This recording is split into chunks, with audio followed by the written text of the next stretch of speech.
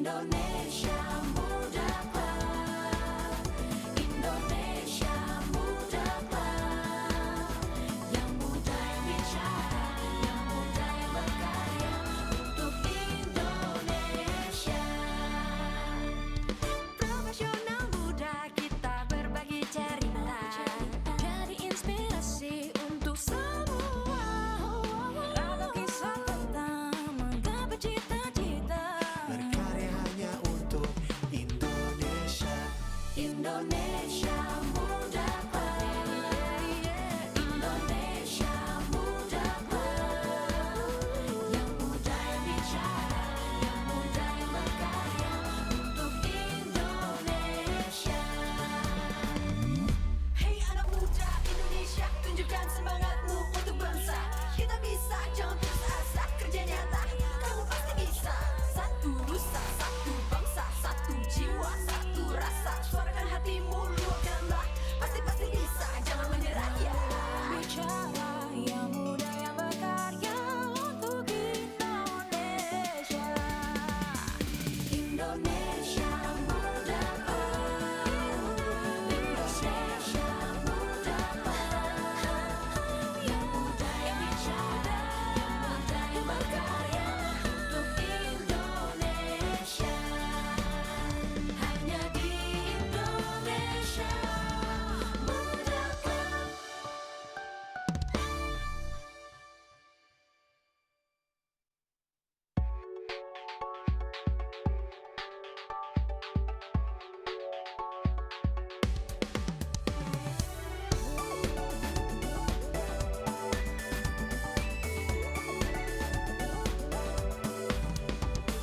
Profesional muda kita berbagi cerita, jadi inspirasi untuk semua. Ragam kisah Siapapun bisa mengajar, tapi tak semuanya bisa menjadi guru. Semua orang bisa menolong sesama, tapi tak semuanya bisa mengemban amanah. Siapa saja bisa menjadi abdi negara, tapi belum tentu mengabdi dengan dedikasi. Dengan jaminan pasti dan layanan terbaik, Taspen hadir untuk Anda, pahlawan bangsa. Dahana adalah badan usaha milik negara di bidang bahan berenergi tinggi dengan lini bisnis explosives manufacturing, drilling and blasting, dan related services yang memberikan layanan bahan peledak terpadu untuk sektor pertambangan umum, kuari dan konstruksi, minyak dan gas, serta bahan peledak pertahanan, baik di dalam negeri maupun luar negeri.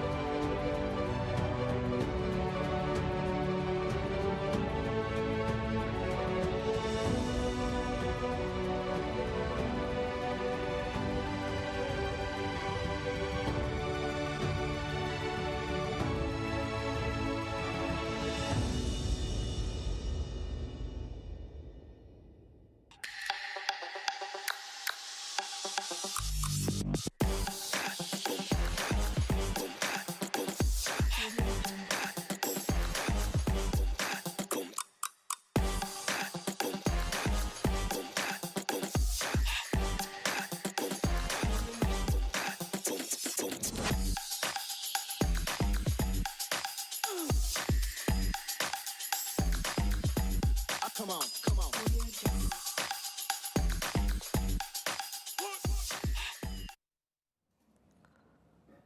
Ya. Selamat datang profesional muda di Indonesia Muda Club yang episode ke-6. Bersama saya Arya Sinulinga, dan kali ini kita akan banyak bicara mengenai perempuan-perempuan tangguh yang ada di BUMN.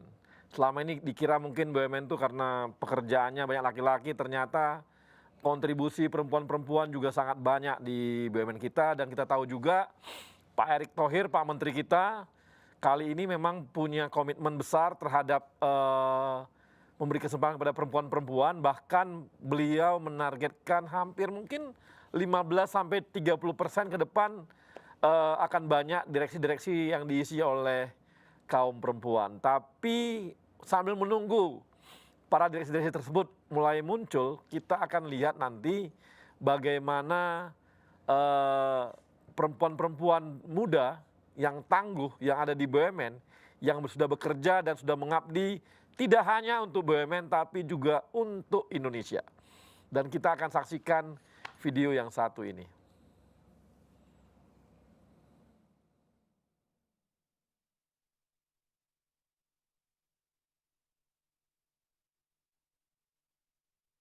Profesional muda BUMN bisa apa? Aku siap untuk berinovasi. Aku bisa melawan arus untuk kebaikan bangsa. Aku bisa membuat perubahan. Aku bisa bekerja dengan jujur dan independen. Aku bisa memajukan bangsa dengan kreativitas. Kini saatnya profesional muda BUMN dan Indonesia mempunyai wadah untuk mengasah dan bertukar pikiran agar lebih kreatif, inovatif, dan solutif. Saksikan Indonesia Muda Club, diskusi cerdas dengan para profesional muda BUMN untuk Indonesia yang lebih baik.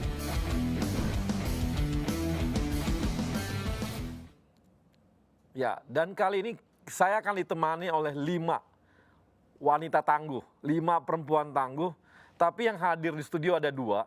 Kita akan banyak bicara dulu dengan 2 orang perempuan-perempuan tangguh ini. Yang pertama adalah Mbak Indah, lengkapnya Dwi Indah Agustina. Saya hafal benar, kenapa? Karena namanya ada tertera di situ, di bajunya. Kalau tadi nggak tertera saya bingung juga namanya mana. Tapi panggilan kece-nya namanya Indah.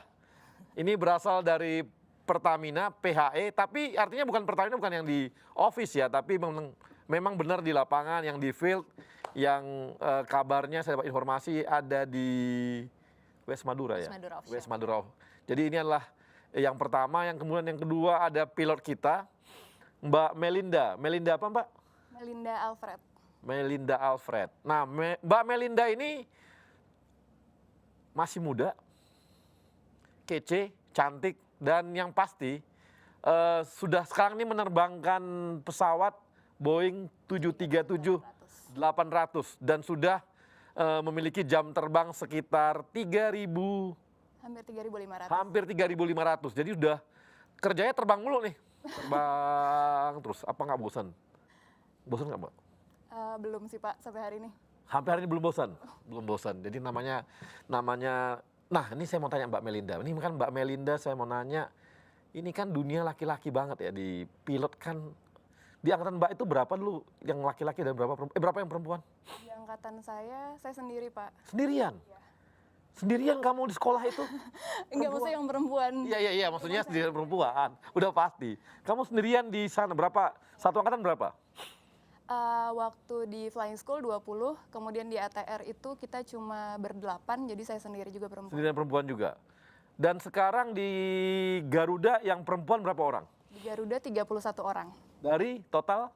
1.244. Wow. 0,3%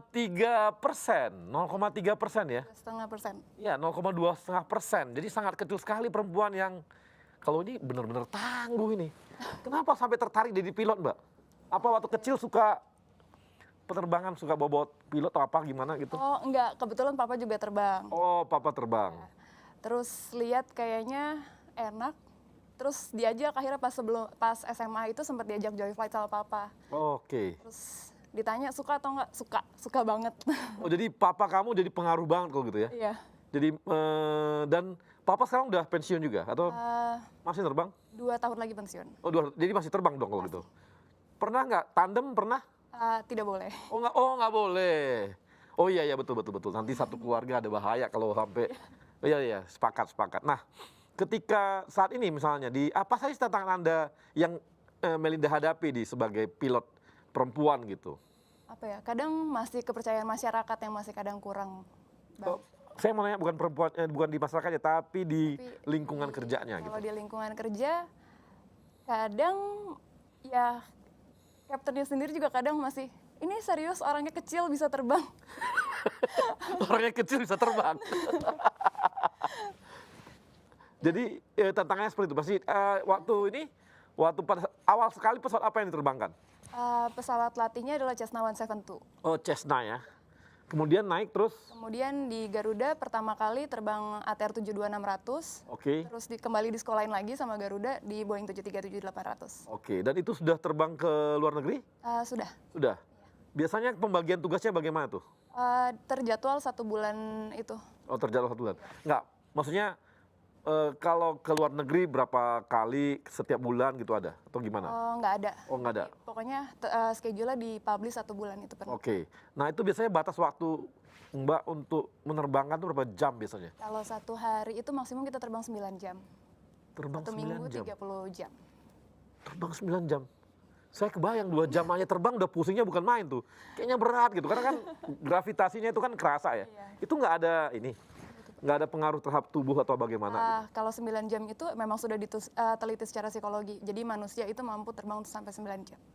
Mampu terbang 9 jam. Dan itu disamain aja, bahwa laki-laki perempuan sama aja sama 9 jam? Aja, Pak. Sama aja? Nggak ada bikin perbedaan untuk perempuan mungkin, udah deh perempuan 5 jam deh gitu? Nggak ada. Nggak ada? Jadi sama aja? Sama aja. Sama aja. Nah, kemudian jadi sering dong gitu, co-pilotnya sering jadi laki-laki juga dong kalau gitu? Jadi saya first officer, saya co-pilotnya. Oh, oke. Kaptennya. Kaptennya masih ini? Tapi sekarang ada di Garuda itu 2020 ini mereka kembali 2 kapten perempuan. Oh, kapten perempuan 2 ya? Pesawat yang sama dengan saya. Oh gitu. Pernah nggak berbarengan gitu perempuan-perempuan? Pernah. Oh pernah? Iya. Itu gimana rasanya? Ini nggak ngerumpi nggak lo? Seru sih. seru.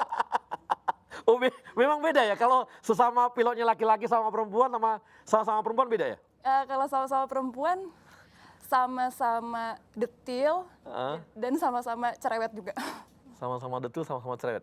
Ada nggak kesempatan untuk ngerumpi gitu di pesawat kalau lagi terbang? Kalau lagi terbang, Misalnya kalau otomatiknya lagi dihidupin gitu? bisa. Bisa ya? Masih bisa. Berapa jam biasanya matic, berapa jam yang manual? Biasanya take off landing itu kita yang lakukan. Itu pasti. Tapi di cruisingnya hampir penggunaan automation itu dimaksimumkan. Oh dimaksimumkan. Oke, nah itu selama matic gitu ngerumpi dong kerjaan? Enggak. Buka IG gitu nggak? Enggak bisa. Oh nggak bisa? Dilarang pegang handphone? Tidak boleh. Tidak boleh? Iya. Tidak boleh ya? Jadi nggak boleh pakai handphone? Tidak. Jadi, nah saya mau nanya lagi nih, tantangannya gimana tuh kerasa di lingkungan yang isinya laki-laki semua gitu? Apa ya? Kadang mungkin ini cuma menurut pandangan saya, Ya Pak. nggak apa-apa dong pandangan kamu. Kadang itu kalau laki-laki dilihat secara potensial mereka bisa dipercayain. Tapi kalau perempuan benar-benar harus ketika mereka melakukan baru orang lain bisa percaya. Oke, jadi kalau laki-laki orang confident lah gitu, langsung oke. Kalau Dari perempuan, ucapan gitu bisa orang bisa percaya. saya kebayang kamu nggak pakai seragam sekarang orang nggak percaya kamu pilot. Kecuali kalau pakai sayap, kalau ada sayap kan orang oh ya pilot. Ini kan enggak gitu. Kebayang gitu kalau pakai baju biasa, santai gitu ya. Nggak kebayang ini pilot bukan, nggak yakin orang. Dikira mahasiswa ya, masih kuliah kali ya. Baru selesai 4 tahun ini. Baru 4 tahun deh. Usia kamu berapa? 27 tahun. 27 tahun? Iya. Buset. 27 tahun sudah 3.500 jam penerbangan untuk Boeing 737? Untuk 2 tipe pesawat. Jadi sebelumnya tipe pesawat, saya oh iya. di ATR juga. Wow. Udah menikah? Belum, Pak. Nggak ada yang tertarik pilotnya? Belum juga. Ada nggak ini, maaf nih ya kita nyinggung kalau misalnya merendahkan atau gimana gitu dialami nggak? Siapanya, Pak? Kamunya gitu? Maksudnya saya direndahkan. Oleh yang lain, laki-laki lain, pilot-pilot lain atau apa gitu? Kadang iya. Kadang iya, aduh. Curhat jadinya. Ya karena kamu masih kecil itu kali ya. Mungkin karena saya kelihatan kecil. Kalau teman-teman kamu yang wanita yang senior itu memang lain lagi, tangguh banget gitu. Ya tetap ada pasti sifat femininnya pasti. Pasti ya. Ya, tapi di kokpit ya beda, kita tetap kerjain sesuai prosedur. Ya, oke. Nah saya mau ke Mbak Indah nih. Kalau Mbak Indah ini, aduh, kebayang ya pakai makeup di field gitu. Enggak dong Bang. Oh nggak pakai makeup di field? Enggak, Oh, kita enggak. situasional. Kalau memang makeup dibutuhkan di tempat tertentu baru kita pakai. Oh, oke. Nah ini Mbak Indah kapan masuk Pertamina? Masuk Pertamina itu 2015. 2015. Sebelumnya ada Ada di swasta. di swasta. Itu di field juga? Sama di field juga, bolak-baliknya Jakarta Field. Oh, Jakarta Field. Dulu waktu di swasta di fieldnya di mana aja? Fieldnya itu dia di Pulau Padang ya, dekat Sumatera. Oke. Nah, jadi kita memang lapangannya di sana macam-macam sih, tapi itu namanya lapangan Malaka Street namanya Pak. Oh, Malaka Street. Offshore?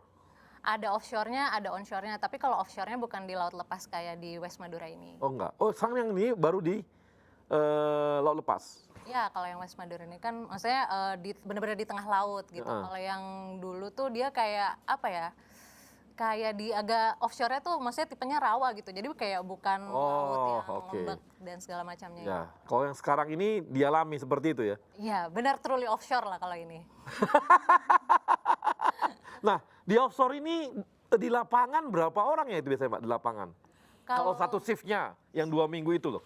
Satu shift 2 minggu itu kita range-nya biasanya 50 sampai 60 POB. Ya. Itu total di living accommodation boat-nya gitu. Oke. Nah, itu biasanya depend on project-nya juga, Pak. Jadi kadang kalau misalnya memang ada project yang kompleks, which is kita butuh peralatan service company yang support ke kita lebih banyak, POB-nya bisa lebih dari itu juga. Oke. Gitu. 60 itu perempuan berapa orang? 1 atau maksimal 2 biasanya. Sendirian? Iya. 2 minggu sendirian? Wah, kamu pujaan semua. Tidak hanya laki-laki, mesin-mesinnya pun puja kamu. Sampai minyak-minyaknya pun, jangan-jangan dia keluar langsung muja-muja kamu gitu. Sendirian. Nah itu kehidupan di fieldnya gimana tuh? Dia kerja berapa jam, habis itu apakah tetap 8 jam atau 12 jam atau gimana? Kalau kerja di field itu kita benar-benar nonstop 1 kali 24 jam ya. 24 jam kali 7 hari itu nggak pernah berhenti. Tapi kita ada shift-shiftnya per 12 jam.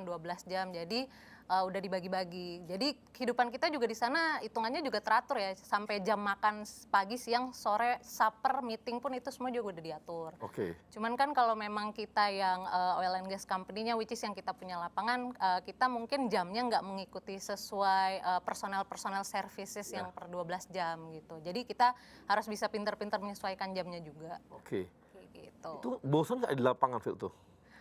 Ya balik lagi sih Bang, mau ditempatin di mana aja asal kita sibuk nggak akan bosen. Oh, kalau sibuk. Tapi kalau lagi istirahat 12 jam itu ngapain aja? Nonton? Netflix atau apa gitu nggak ya? Oh iya, kalau di sana wifi ada,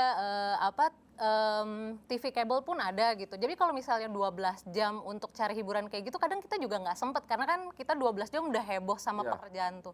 Jadi kita benar-benar manfaatin waktu buat istirahat.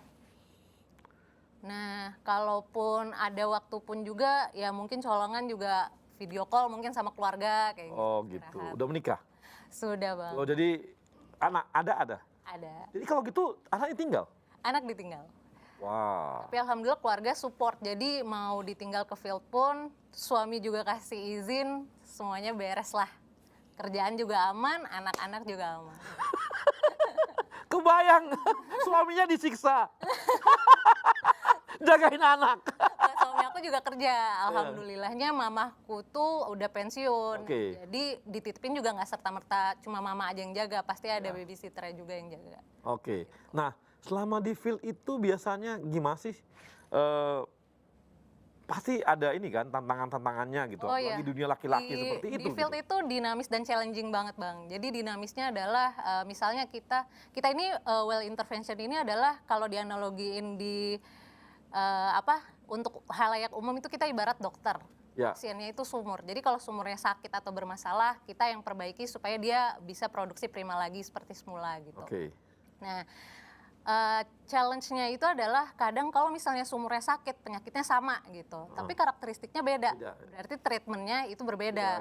Nah, peralatan dan materialnya itu pun juga berbeda. Challenge-nya adalah karena lapangan offshore West Madura itu tipe lapangan atau platformnya NUI, normally unmanned installation, jadi kita tidak bisa tinggal di sana. Nah, accommodation life kita itu adanya di lift boat kita namanya. Jadi kita itu sailing dengan boat beserta peralatan kerja.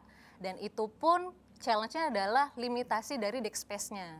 Jadi kita harus pintar-pintar mengatur posisi barang-barang dan mana yang harus didahulukan untuk servis yang dilakukan nggak terkendala. Karena kalau misalnya kita sembarangan naruh barang gitu, atau kita misalnya main kirim barang yang prioritasnya belum harus dilakukan, nah nanti bisa menghalangi escape route. Jadi once namanya kita harus melakukan drill atau memang kondisi emergency, nah akhirnya escape route-nya tertutup, malah menyebabkan kefatalan bagi hal-hal yang lain kayak gitu. Terus challenge yang lainnya adalah cuaca. Karena di offshore itu kecepatan angin dan ombak itu sangat berpengaruh. Jadi kita harus pintar-pintar mengambil window kapan dari ramalan cuaca ada cuaca buruk. Nah kita harus bisa bersiap-siap nih mengatur schedule gimana caranya pekerjaan kita nggak keganggu. Ini sebenarnya banyak banget ya, banyak sekali yang mau ditanyakan mengenai. Nanti kita tanya lagi di segmen yang berikutnya. Tapi sebelumnya saya akan kenalkan narasumber kita yang lain. Ada Resna Octavia. Resna Octavia ini adalah polisi khusus kereta api. Halo Mbak Resna. Selamat sore Bang. Selamat sore Mbak Resna. Nah udah pakai baret segala. Kemudian ada Mbak Reni Kurniawati. Mbak Reni, ada Mbak Reni? Ada. Yang mana Mbak Reni? Ini. Nah ini Mbak Reni ini wajah senyum, tenang, kalem, tapi di kerjanya membuat buat bahan peledak atau meledakkan bahan peledak. Kita tanya lagi lebih detail deh. Kemudian ada Farah Dewi. Bang Ari. Ya, Farah Dewi ini adalah port captain di Pelindo 2. Nanti kita tanya apa sih kerjanya Mbak Farah ini. Nah, demikian nanti kita di segmen berikutnya kita akan bincang-bincang dengan 3 narasumber kita yang perempuan tangguh lainnya. Kita kembali setelah yang satu ini.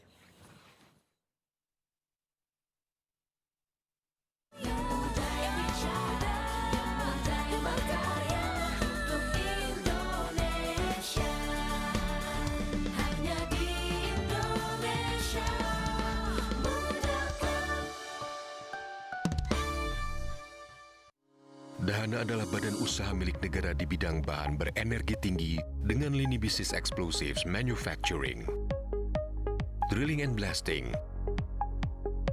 dan related services yang memberikan layanan bahan peledak terpadu untuk sektor pertambangan umum, kuari dan konstruksi, minyak dan gas, serta bahan peledak pertahanan, baik di dalam negeri maupun luar negeri.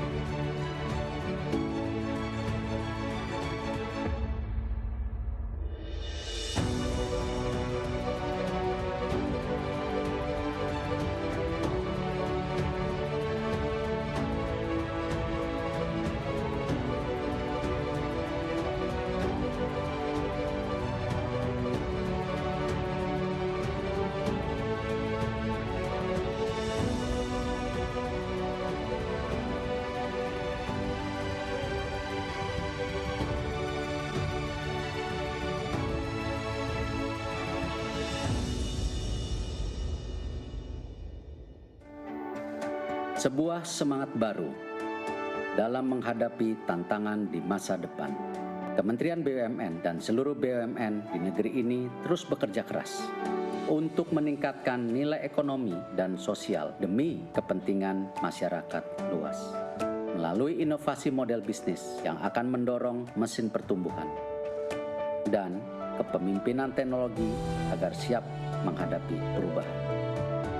Melalui peningkatan investasi dan terciptanya ekosistem investasi yang sehat, pengembangan talenta adalah kunci agar BUMN siap bersaing secara global. Semua ini hanya untuk negara dan bangsa, untuk Indonesia. Semangat baru ini kini hadir dengan wajah baru, dengan bentuk visual yang terinspirasi semangat inovasi dalam pemanfaatan teknologi. Dalam komposisi yang menggambarkan semangat kolaborasi, membentuk inisial institusi kebanggaan kami, bersanding dengan lambang negara Indonesia tercinta, Garuda Pancasila.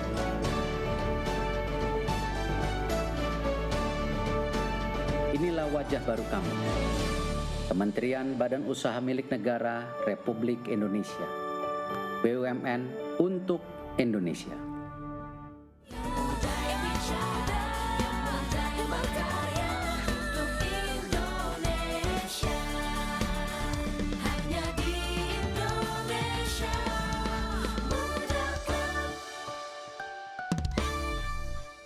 Ya, Profesional Muda, kita kembali lagi bersama narasumber kita dan kali ini kita mau bincang-bincang dengan Mbak Resna. Mbak Resna, halo Mbak Resna. Selamat sore. Apa kabar? Ini lagi bertugas atau di rumah? Alhamdulillah hari ini sedang di kantor. Lagi di kantor.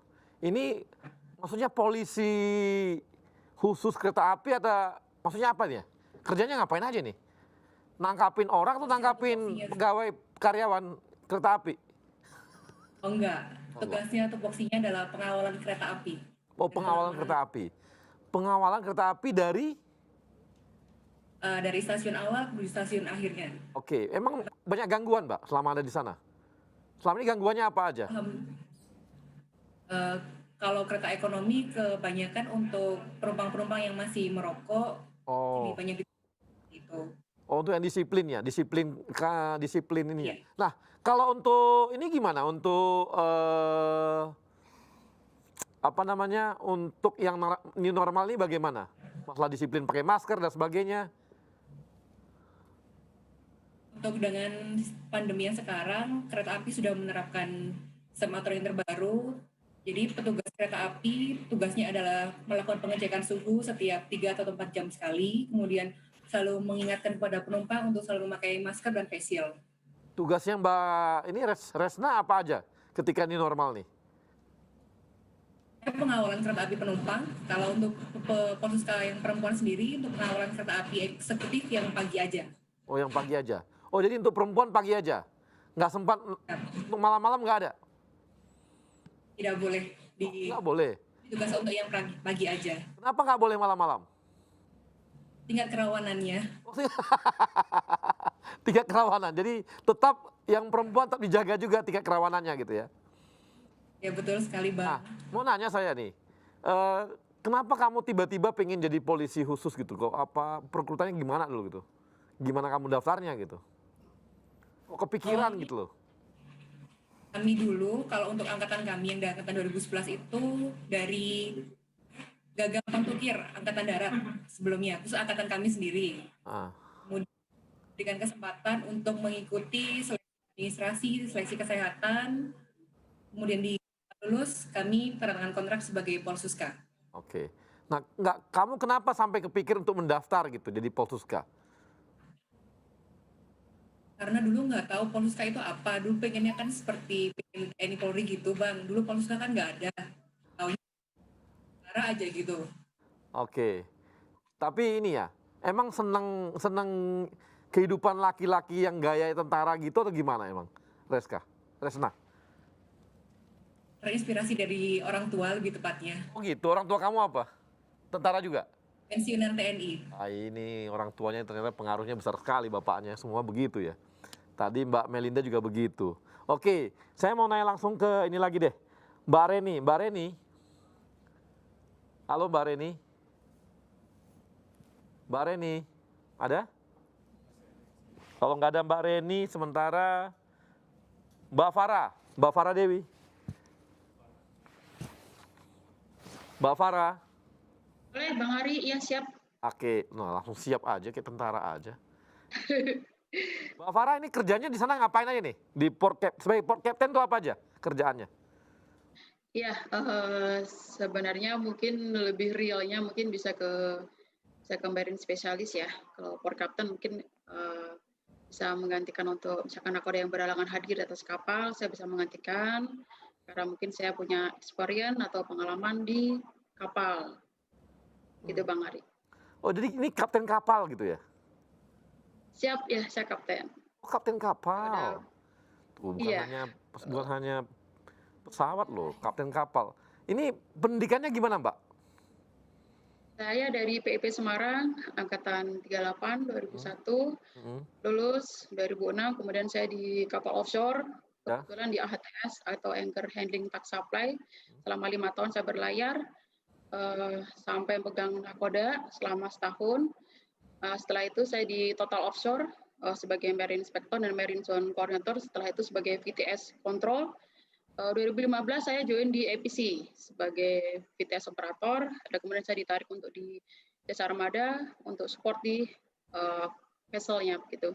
Oke, kapal yang Mbak bawa apa aja? Kapasitasnya apakah penumpang atau barang atau apa? Yang pernah selama ini?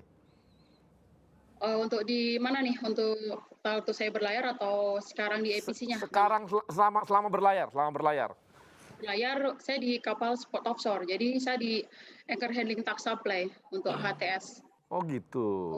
Towing rig dan mungkin si Mbak Enda mungkin lebih paham ya, kan dia well intervention ya. Towing rig. Ini kayaknya kliennya ini Pertamina banyak ini jangan-jangan. Iya betul, Pertamina. Kita ngelayani di daerah Pertamina betul. Betul ya. Nah ini betul, satu kapal itu anak buah kapal kamu ABK dan sebagainya total dengan ininya berapa biasanya? Kurang lebih ada 16 sampai 17 lah bersama dengan kadet. Oh gitu. Itu laki-laki semua dong? Laki-laki semua ya. Mereka mau kamu perintah? Kenapa Bang Ari? Mereka mau gitu kamu perintah-perintah itu di laut-laut gitu mau gitu diperintah sama cewek? Ya, udah sesuai jabatannya Bang Ari. Nah ini tantangannya gimana Mbak selama jadi nakoda gitu? Ada nggak perlawanan-perlawanan dari ABK nggak, ini perempuan gitu loh. Bayangin perempuan nakoda gitu loh. Ada pasti. Ada pasti ya? Pasti ada. Tapi lama-lama sih mereka pasti nurut juga pasti ya? Kamu apa ini? Pakai cubit atau pakai flatteran gitu gimana marahnya gitu? Kita ada kondit Bang Ari, kita ada kondit di kapal. Kalau misalkan dia berbuat yang negatif, kita bisa bikin kondit, laporkan ke perusahaan. Oke. Jadi saya ingin tahu cara kamu mimpin mereka bagaimana, leadership kamu gimana untuk mimpin laki-laki yang memang kebanyakan ABK kan laki-laki semua tuh, apalagi di laut gitu. Itu biasanya kamu kalau di laut tuh berapa lama? Berapa hari atau apa? Kalau kita lagi posisi negeri kita bisa 1,5 bulan ya. Wow, 1,5 bulan di laut terus? Dari mulai towing segala macam itu sampai untuk sama barsnya segala macam bisa 1,5 bulan lamanya baru kita bisa balik ke pangkalan. Selama itu kamu di laut terus gitu? Siap ya. Ini gila ini tangguh banget gitu ya. Sebulan dia Mbak ini bawa kapal mimpin seperti itu gitu ya. Baru nggak pernah mabuk laut gitu. Insya Allah nggak pernah Bang Ari. Nggak pernah lagi ya. Ada kawan saya suka mabuk itu. Mabuk laut maksudnya mabuk darat. Ini jadi Mbak itu selama di proses-proses seperti ini ya, proses-proses naik seperti itu, hambatan dari manajemen atas ada nggak? Melihat karena kamu perempuan gitu, ada nggak? Atau mereka lihat kemampuan teknis kamu aja? Enggak ada. Nggak ada ya? Overall masih baik ya. Enggak, maksudnya gini, artinya kadang-kadang kan ada hambatan-hambatan karena perempuan, apalagi Anda di dunia sangat laki-laki begini gitu. Nggak ada sih. Nggak ada ya? Alhamdulillah nggak ada Bang Ari, nggak ada. Nggak ada ya? Wah ini syukur juga ya, karena biasanya dengan dunia yang seperti ini kan berat banget tantangannya, baik dari bawah, dari lapangan yang setara maupun dari atas kan biasanya nggak percaya gitu. Karena perempuan bisa mimpin kapal gitu kan. Oke, makasih Mbak Farah. Saya langsung ke Terima kasih Bang Ari. kembali ke Mbak Reni. Mbak Reni dari Dahana. Iya. Halo Mbak. Masuk suara saya masuk kan? Oh masuk. Mbak Reni kan dulu dari kuliahnya di UPN Pertambangan ya? Iya, di kuliah di UPN Pertambangan. Baru udah biasa selama ini di Dahana berapa lama udah? Dari tahun 2017. 2017, oh berarti udah 3 tahun ya. Sibuk dengan dunia bahan peledak sejak kapan? Sejak awal? Sejak masuk Dahana. Sejak masuk Dahana. Dan kamu memilih untuk yang memang kerjanya urusan meledak-ledakan itu?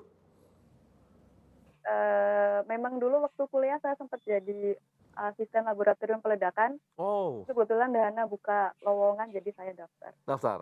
Baru yang pernah kamu ledakkan berapa besar? Terbesar? Lapangannya?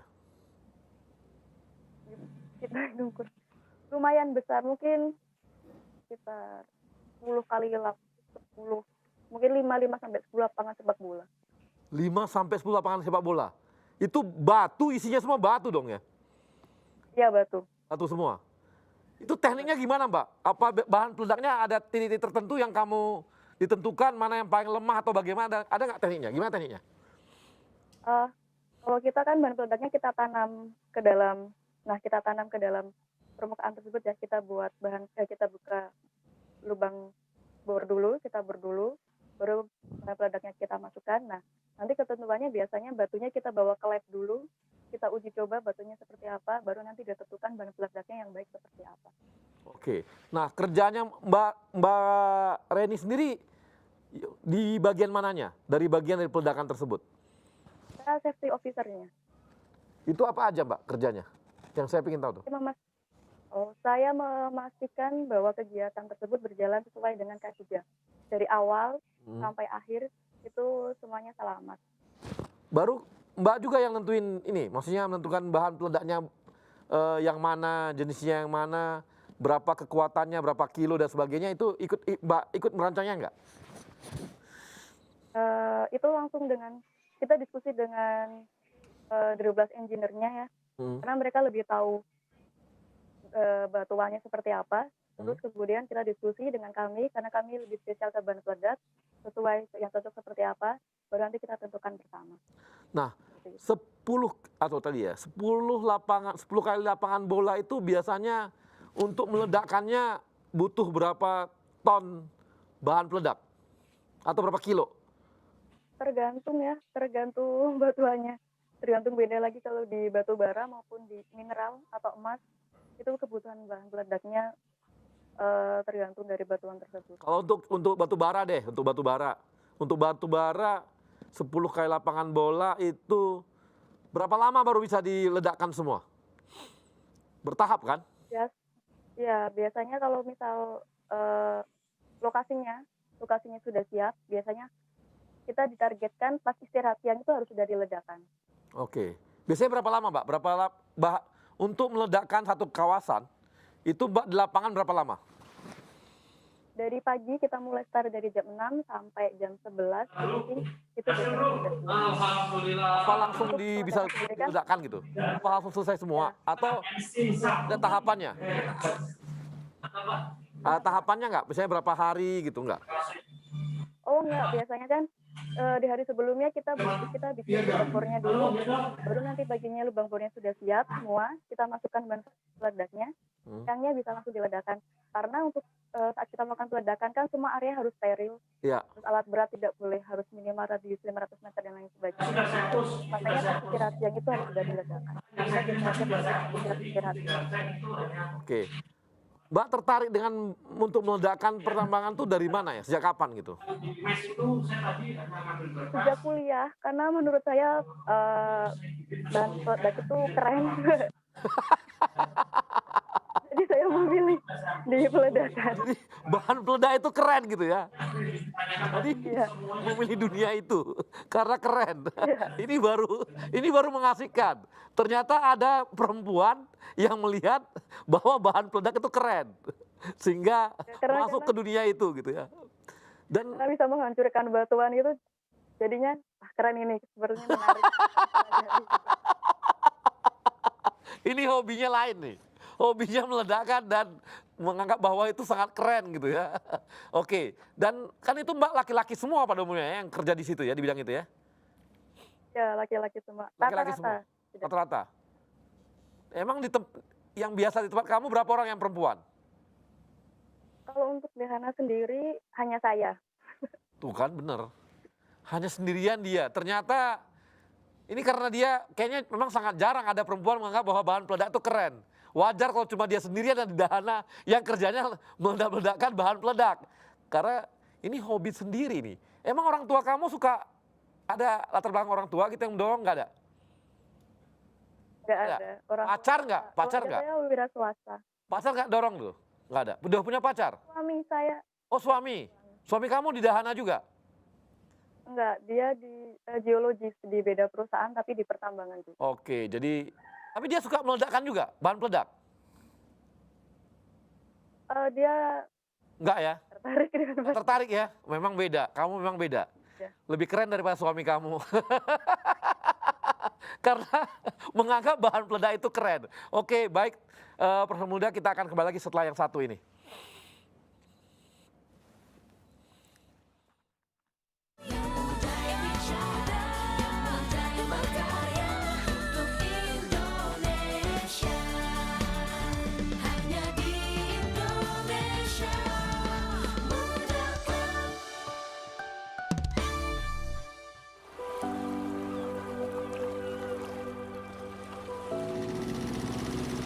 Indonesia, negara kepulauan terbesar di dunia, di mana pengembangan infrastruktur dan konektivitas maritim memegang peranan kunci untuk memajukan perekonomian bangsa. Pemerintah mencanangkan program tol laut sebagai solusi untuk menekan biaya transportasi dan menurunkan disparitas harga antara Indonesia Barat dan Indonesia Timur. ITC merupakan badan usaha milik negara yang bergerak di bidang jasa kepelabuhanan, berkomitmen untuk terus melakukan inovasi guna meningkatkan kualitas pelayanan pada seluruh stakeholders.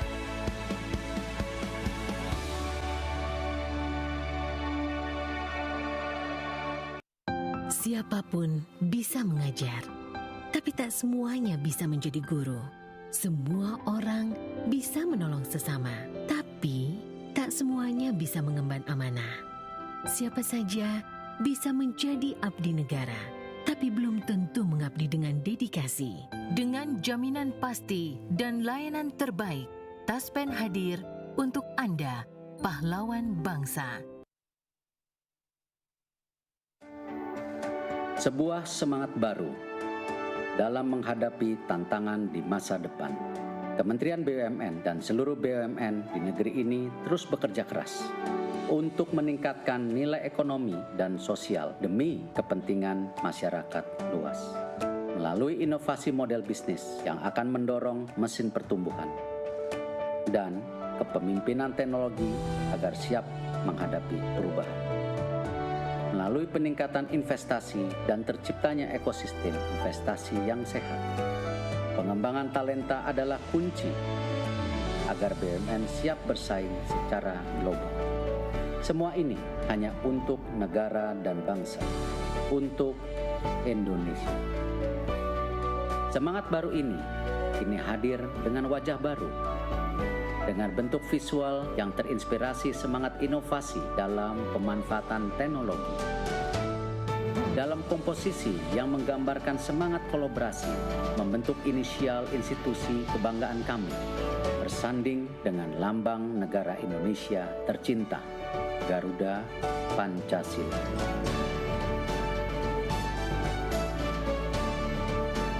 Inilah wajah baru kami, Kementerian Badan Usaha Milik Negara Republik Indonesia, BUMN untuk Indonesia.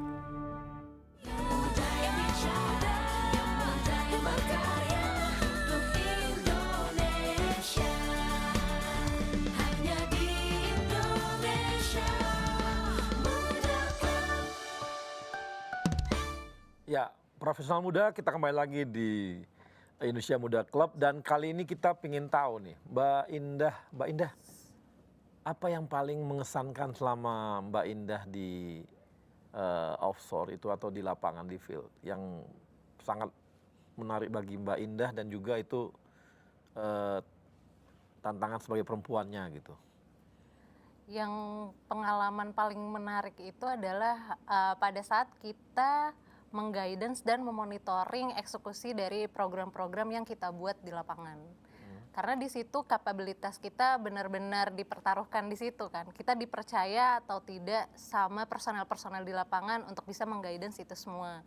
Karena pada saat praktek pekerjaan di lapangan, biasanya para personel di lapangan itu sudah punya best practice berdasarkan karakteristik lapangan di sana. Jadi gimana caranya kita bisa mendeliver dari program yang ada, tapi harus mempertimbangkan berbagai macam aspek. Dan yang paling utama itu safety dan produksi. Jadi biasanya kadang ada orang yang melihat program itu, oke, cara jalannya seperti ini, yang penting selesai terlaksana. Tapi biasanya itu belum tentu dia memperlihatkan aspek yang lain. Yang misalnya dia mempertimbangkan yang penting safety gitu. Tapi produksinya belum tentu bisa tercapai. Itu kan nggak baik gitu Bang. Jadi kita biasanya mengguidance ke arah sana bagaimana caranya semua aspek bisa kita dapatkan. Nah yang selama di lapangan yang Mbak lihat bahwa ini prestasi besar gua nih gitu. Itu ada nggak? Pernah nggak atau apa gitu? Prestasi besarnya itu adalah pada saat tahun kemarin kita bekerja sama-sama personel di lapangan itu mengguidance dan monitoring untuk pelaksanaan perforasi di zona eksplorasi tapi di kondisi sumur yang sudah completion well-nya. Jadi udah ada rangkaian casing dan tubing di dalam. Dan itu kita harus melakukan pembukaan zona eksplorasi, which is kalau pembukaan zona eksplorasi itu kan biasanya kita nggak tahu tuh reference dari lapisan-lapisan yang sebelumnya udah dibuka seperti apa. Itu challenge yang paling besar di sana. Oke, Mbak Melinda. Nah ini Mbak Melinda pernah nggak bawa pesawat waktu terbangnya itu agak gimana gitu atau waktu mendaratnya agak gimana gitu? Yang buat deg-degan semua orang gitu, penumpangnya juga deg-degan. Yang bikin deg-degan biasanya cuaca ya. Oh cuaca. Ya, tapi kan tetap ada prosedurnya, terus ada limitasinya juga untuk jarak pandang kita bisa melakukan approach ke landasan. Jadi ketika saya rasa itu tidak lagi safe, kita melakukan miss approach seperti go round, jadi holding lagi, nunggu lagi. Tapi akhirnya sih tetap landing dengan selamat. Pernah nggak ada kejadian yang cukup berat gitu? Kalau berat, semua harus dihadapin sih. Iya nggak, maksudnya ada satu kejadian yang kamu anggap ini kamu ingat terus gitu sampai hari ini gitu? Kalau ingat terus, waktu pertama kali rilis kayaknya deh. Jadi dulu kita kan terbang sama instruktur dulu. Terus setelah rilis di line operation kita terbang sama captain yang bukan instruktur. Terus itu pertama kali saya landing di Banyuwangi, karena adanya perubahan arah angin jadi landingnya kencang. Itu yang penumpang tuh turun dari pesawat, di samping kaca tuh dia kayak gitu-gitu. Dan itu jadi benar-benar keinget, jadi nggak mau buat lagi. Oh gitu. Landingnya jelek gitu ya? Iya, ya sebenarnya kan itu juga dipengaruhi arah angin kan. Iya. Ya kita sebagai penerbangnya cuma bisa melakukan sesuatu yang sesuai prosedur yang paling aman, ya itu yang saya lakukan. Oke, Mbak, tadi Mbak Reni ya? Mbak siapa? Mbak Reni. Mbak Reni, di mana field yang paling berat yang Mbak Reni rasakan? Yang susah atau agak lapangannya agak susah diledakkan gitu? Walaupun Anda hobi meledak-ledakan, ini berat banget nih meledakannya gitu. Pernah nggak? Sering sih. Oh sering? Seringnya gimana kan? Kalau di dunia tambang kan semakin dalam, berarti dasarnya semakin kecil ya. Karena kita bikin seperti danau gitu. Nah, saat di bottom pit, di pit paling bawah, sedangkan kita harus meledakkan, tapi langsung dikelilingi oleh dinding-dinding. Nah ini yang paling susah, bagaimana kita mengkondisikan tetap peledakannya bagus, tapi saya tetap safety. Tidak ada batuan jatuh dan lain sebagainya. Biasanya berapa meter sampai diledakkan tuh? Biasanya kita 6 meter. 6 meter sampai kedalaman 6 meter sampai terkadang 12 meter juga. Wow. Kebayang ya, 10 kayak lapangan bola, kemudian kedalamannya 12 meter. Itu batu kemana semua itu terbang? Hambur. Mabur. Itu biasanya berapa kilometer jauh, berapa meter tuh? Biasanya radiusnya kawan-kawan menjauh dari tempat yang diledakkan. Kalau untuk alat berat dan lain sebagainya biasanya minimal 300 meter. Oke. Kalau untuk manusia 500 meter. 200 meter. Terus steril. Lapangan yang paling mengasihkan menurut Mbak Reni dari mana? Di mana yang pernah terjadi? Yang Mbak ledakan? Yang paling mengasihkan? Artinya paling berat juga tuh, challenge-nya paling oke gitu. Yang di Batu Pit, tapi juga sampingnya SAM ada sumur juga. Bukan. Misalnya di mana? Di Kalimantan kayak, di Palembang kayak, atau di mana gitu? Di tempat saya saat ini di Kalimantan Tengah, di Indomuro Kencana. Oh gitu. Kayaknya Mbak ini karena dia hobinya itu, dia sih happy-happy aja, mau apa nggak ada sama dia oke aja.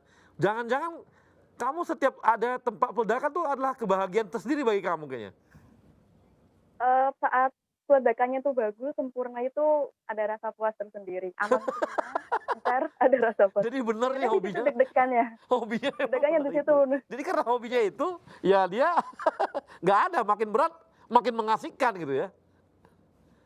Kadang waktu peledakannya sudah bagus, tapi waktu kita cek ada flying rock, kena alat berat atau apa, nah itu waduh sudah. Oke. Biasanya butirannya, hasil ledakannya sebesar apa paling kecil dan sebesar apa paling besar? Kalau gitu sebesar ini? Susah dijawab ya. Batunya? Mungkin yang paling jauh, pasti yang paling jauh lebih kecil. Iya pasti. Ya pasti lebih, kalau yang untuk di lokasinya sendiri pasti ukurannya besar.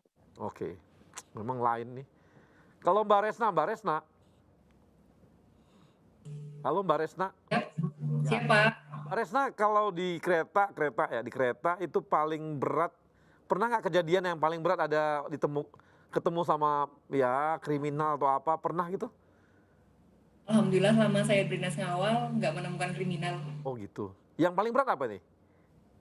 Selama Paling bertugas? kalau kita lagi ngawal, seringnya digodain sama penumpang. Bisa nggak sih ngawalnya? Borgol aku dong, katanya gitu ke penumpang, apalagi rombongan-rombongan gitu. Jadi tantangan terbesar bukan pernah terhadap kriminal ya, tapi terhadap godaan penumpang gitu ya. Betul sekali. Oke, tapi paling jauh kemana sih? Paling jauh ke Surabaya, pernah Surabaya bertugas gitu? Dinas terakhir di Surabaya, untuk pengawalan paling jauh ke Semarang. Oke, itu paling 6 jam ya atau 4 jam? Kurang lebih 3,5 sampai 4 jam. 3,5 4 jam. Jadi enggak. Dan biasanya kalau bertugas berapa lama? 1 hari langsung PP. Jadi dari pagi yang sudah nyampe, tunggu kereta selanjutnya, malam sudah balik lagi di Malam Surabaya. balik lagi.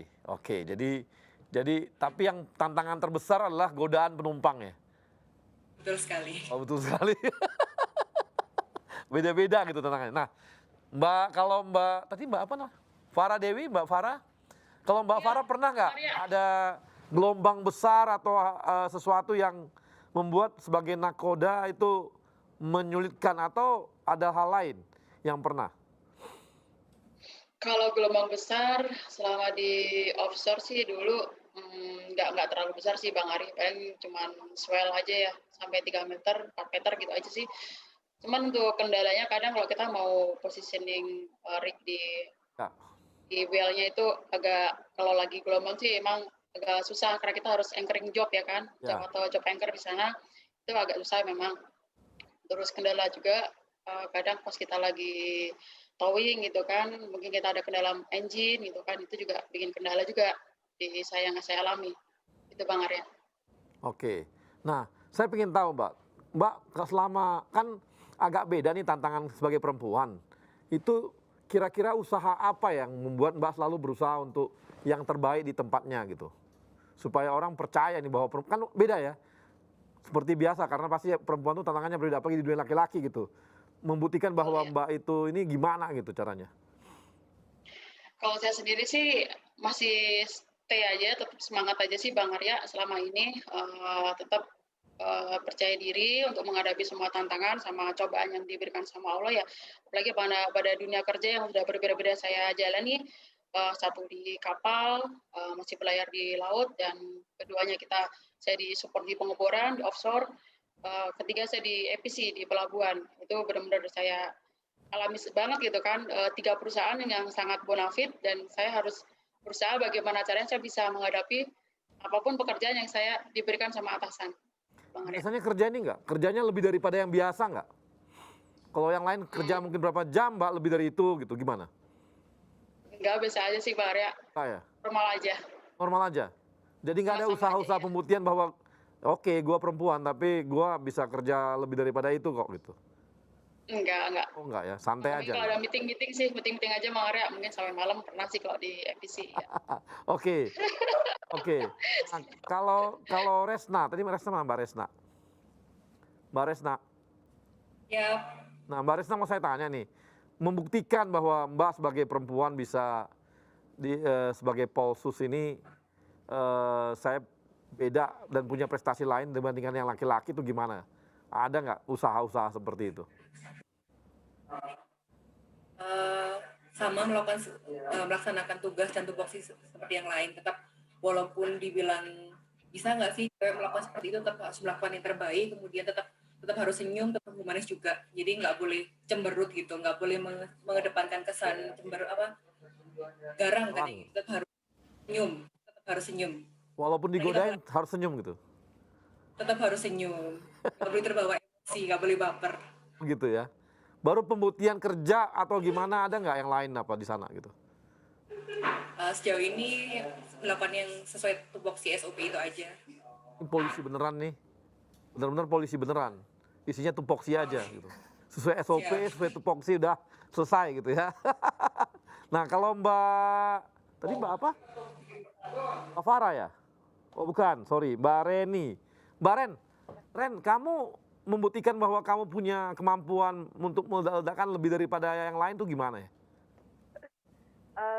Sebenarnya tantangannya karena badan saya kecil, jadi kadang sering bisa nggak sih ini kecil gitu. Tapi saya yang pertama pasti saya harus belajar tekun, kemudian buktikan pekerjaan saya secara profesional.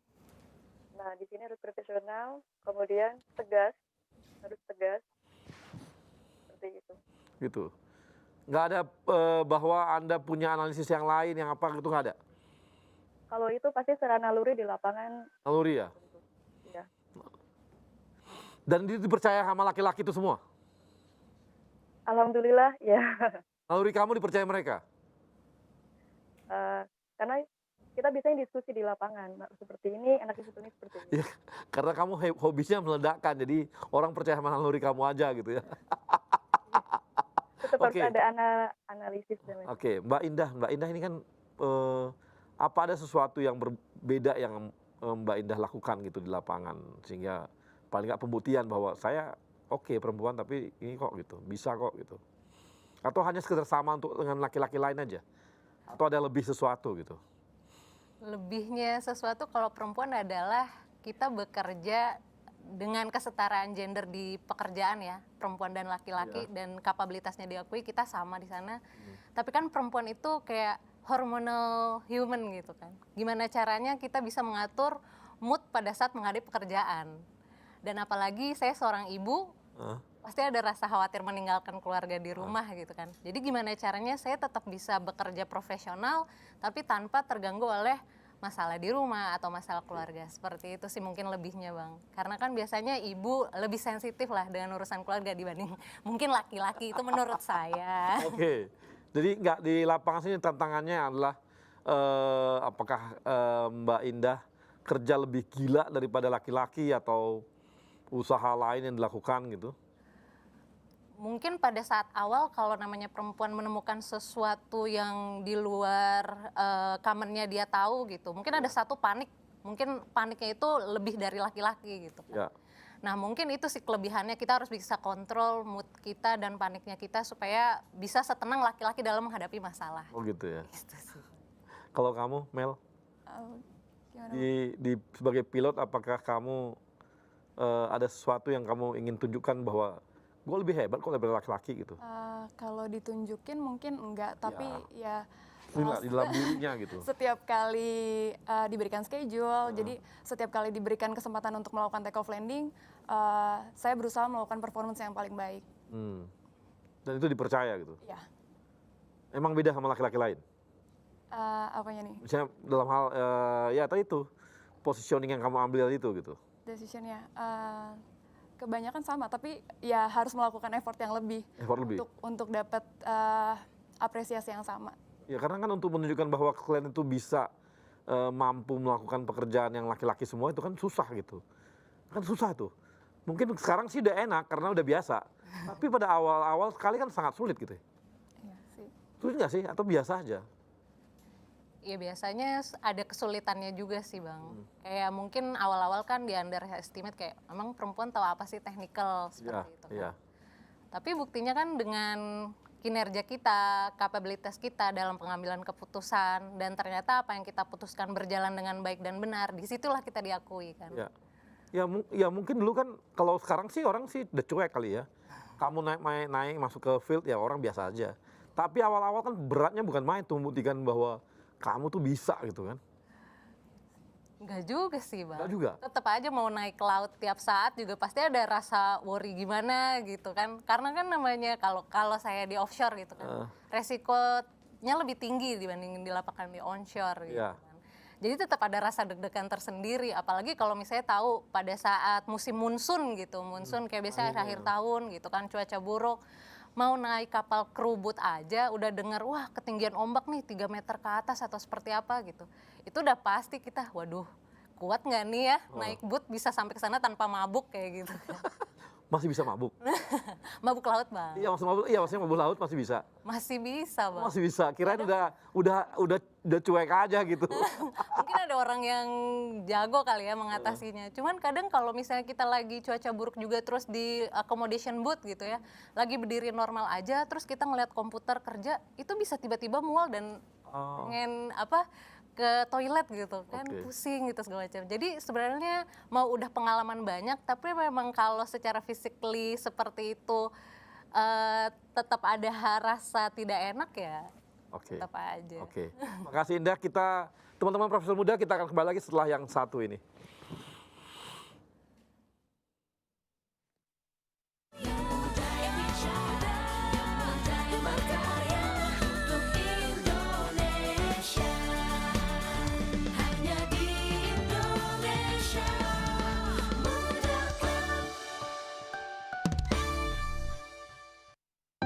Siapapun bisa mengajar, tapi tak semuanya bisa menjadi guru. Semua orang bisa menolong sesama, tapi tak semuanya bisa mengemban amanah. Siapa saja bisa menjadi abdi negara, tapi belum tentu mengabdi dengan dedikasi. Dengan jaminan pasti dan layanan terbaik, Taspen hadir untuk Anda, pahlawan bangsa.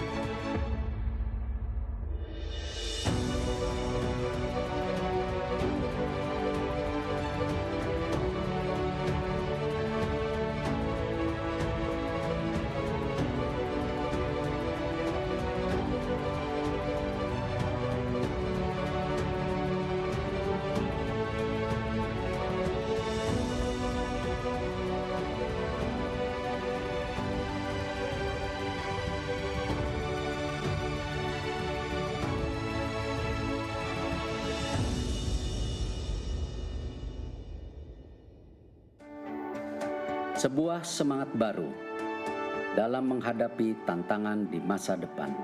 Kementerian BUMN dan seluruh BUMN di negeri ini terus bekerja keras untuk meningkatkan nilai ekonomi dan sosial demi kepentingan masyarakat luas.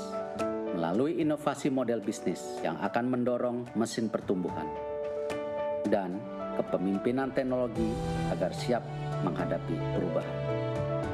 Melalui peningkatan investasi dan terciptanya ekosistem investasi yang sehat, pengembangan talenta adalah kunci agar BUMN siap bersaing secara global. Semua ini hanya untuk negara dan bangsa, untuk Indonesia. Semangat baru ini kini hadir dengan wajah baru, dengan bentuk visual yang terinspirasi semangat inovasi dalam pemanfaatan teknologi. Dalam komposisi yang menggambarkan semangat kolaborasi, membentuk inisial institusi kebanggaan kami, bersanding dengan lambang negara Indonesia tercinta, Garuda Pancasila.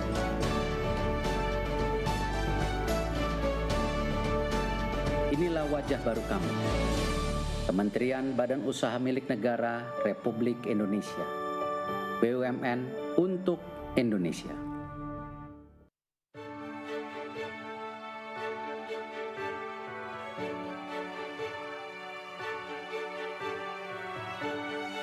Amanah. Kami memegang teguh kepercayaan yang diberikan. Kompeten. Kami terus belajar dan mengembangkan kapasitas. Harmoni. Kami saling peduli dan menghargai perbedaan. Loyal. Kami berdedikasi dan mengutamakan kepentingan bangsa dan negara. Kami terus berinovasi dan antusias dalam menggerakkan ataupun menghadapi perubahan. Kami membangun kerjasama yang sinergis.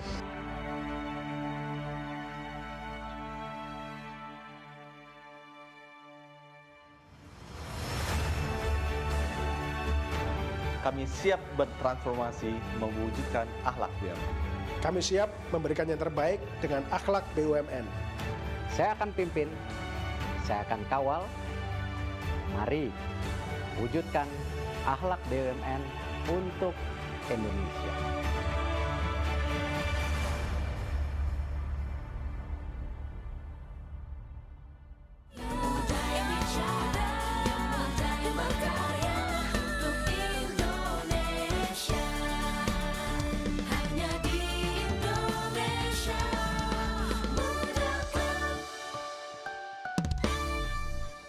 Ya, Prof. Muda kita kembali lagi di Indonesia Muda Club dan saya ingin tahu nih ke Mbak Farah.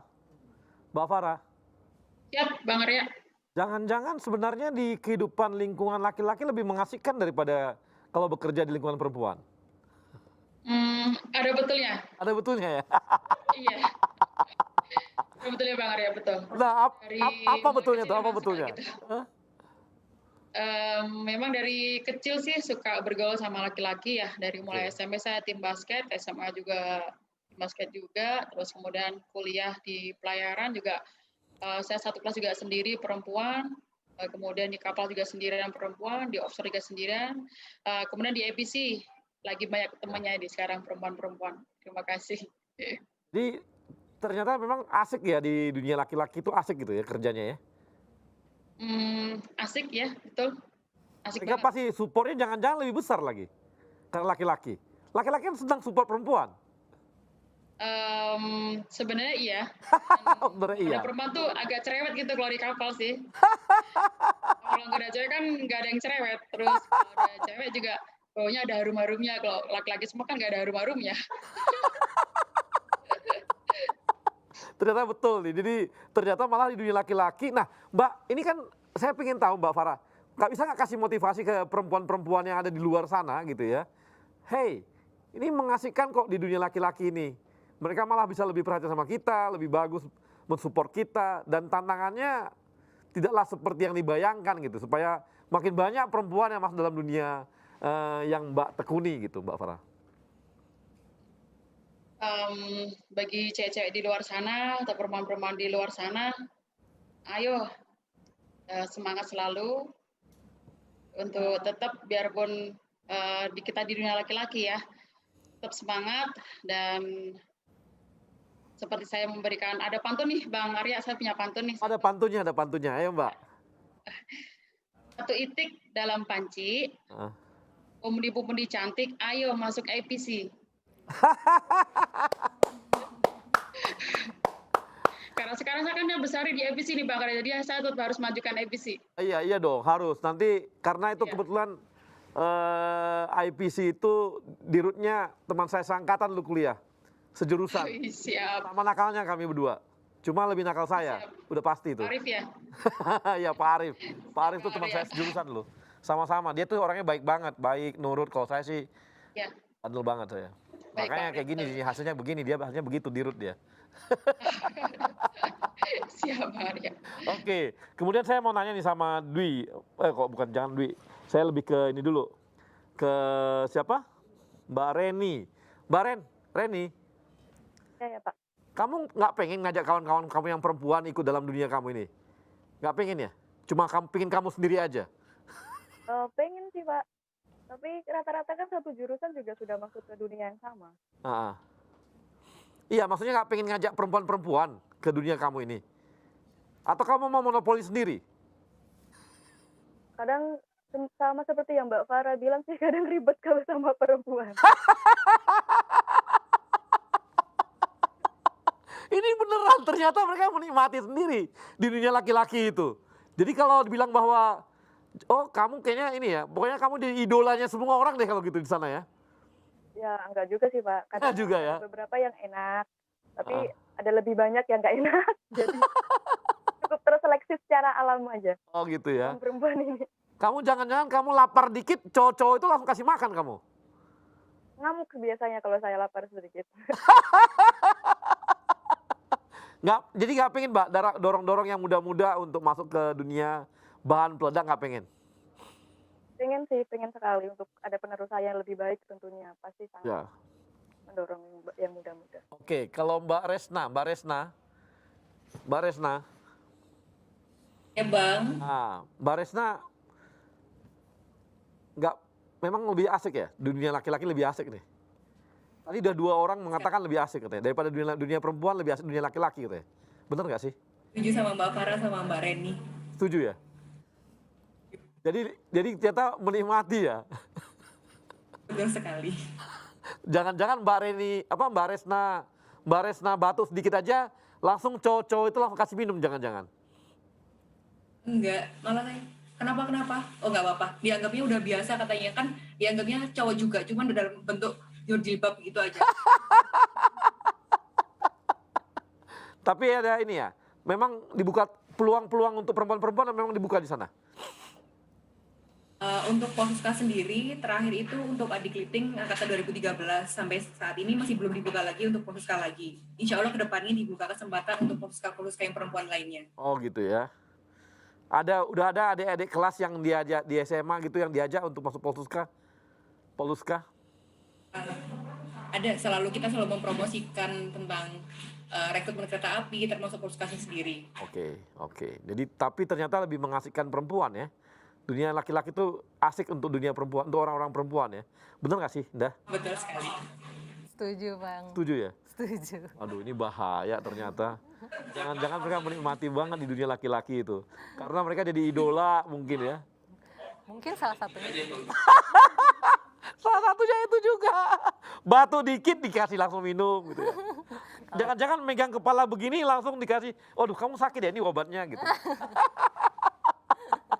Bener nggak? Enggak juga. Enggak juga. Tapi lebih asik ya? Memang lebih asik. Lebih asik, karena mereka ya laki-laki ya, ini ya, paling tidak mereka nggak banyak aneh-aneh gitu. Dalam arti, ya tahu dong politik perempuan ya. Saya kok sok tahu ya dunia politik perempuan. Emang benar gitu? Kalau di Garuda, kan kita sekarang jumlahnya 31 Pak, Bang.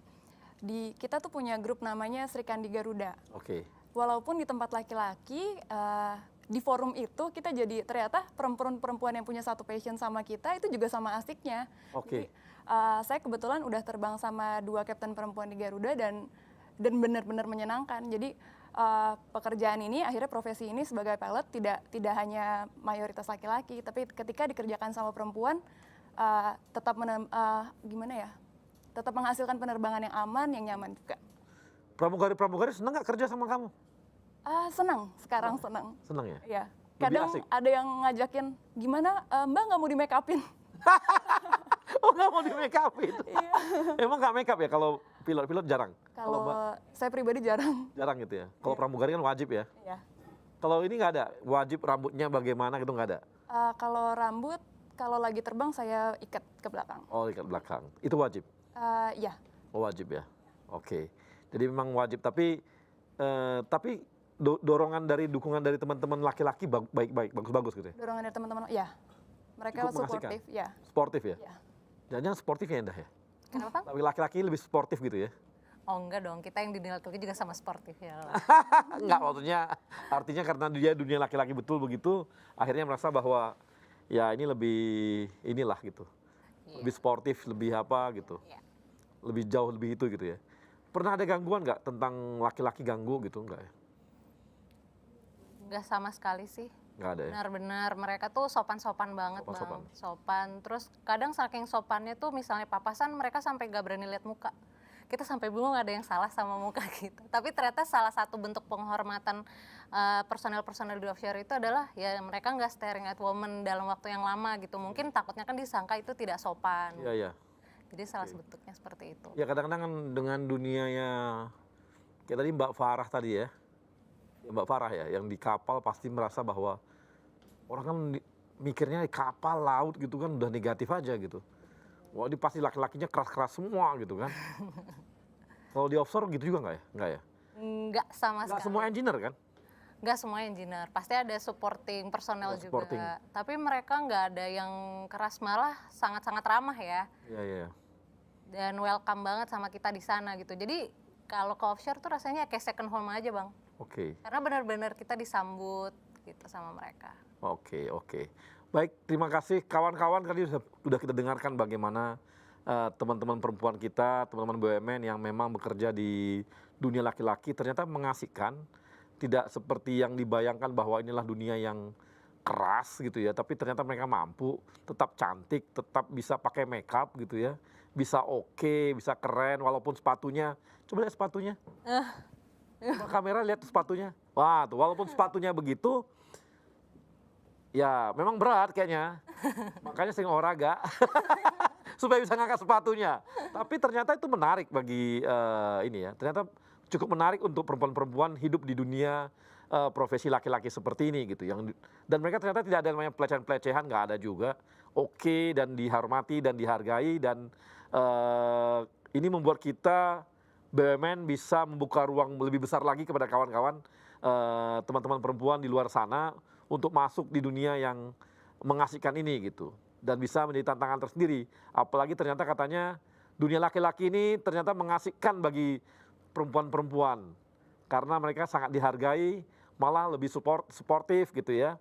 Dan ya mungkin banyak keuntungannya. Banyak keuntungan yang didapatkan dari sana gitu. Dan pengetahuan udah pasti ya. Mungkin lebih tough, udah pasti. Saya yakin bahwa teman-teman di dunia laki-laki ini lebih, bukan saya katakan di luar sana nggak lebih tough ya, tapi berbeda, tantangannya sangat berbeda sekali.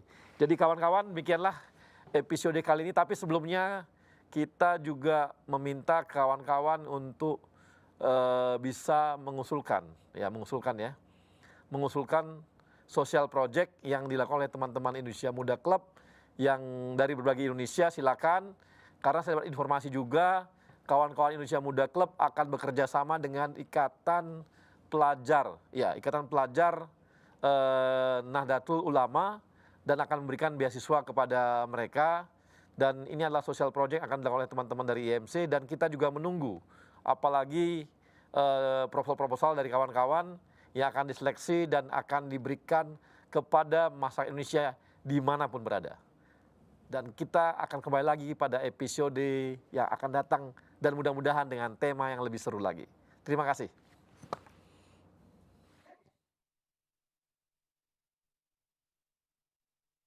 Halo Sobat BUMN, perkenalkan saya Selesai bersama rekan saya Edian dan Hadi.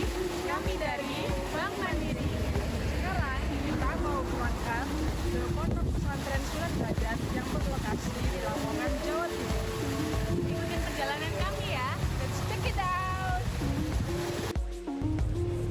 Indonesia Muda Club bersama Ikatan Pelajar Nahdlatul Ulama menyelenggarakan sosial project beasiswa kader unggul untuk para mahasiswa berprestasi dan yang membutuhkan. Indonesia Muda Club melalui Profesional Muda BUMN memberikan beasiswa sebesar 50 juta untuk 50 penerima yang tersebar di wilayah Jawa Tengah dan Jawa Timur. Beasiswa yang disalurkan melalui aplikasi Link Aja secara langsung ke nomor penerima. Setelah 1 jam perjalanan, kita sampai di Pondok Pesantren 9 Derajat. Ikuti kegiatan kita di sini ya.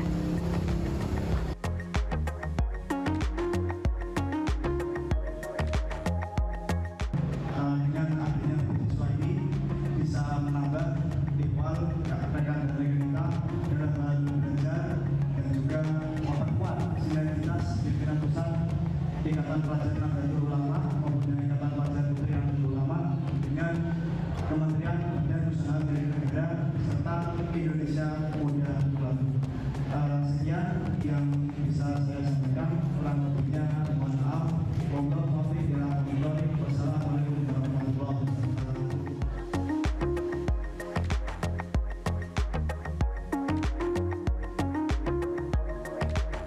Terima kasih atas penyerahan beasiswa kerjasama Kementerian Badan Usaha Milik Negara dengan Pimpinan Pusat Ikatan Pelajar Nahdlatul Ulama. Semoga semakin jaya. Terima kasih. Terima kasih kepada penyerahan program beasiswa kader unggul IPENU bekerjasama dengan BUMN. Akhirnya selesai juga di penghujung acara pemberian beasiswa kader unggul dari Indonesia Muda Club bersama Kementerian BUMN. Sampai jumpa di proyek Indonesia Muda Club.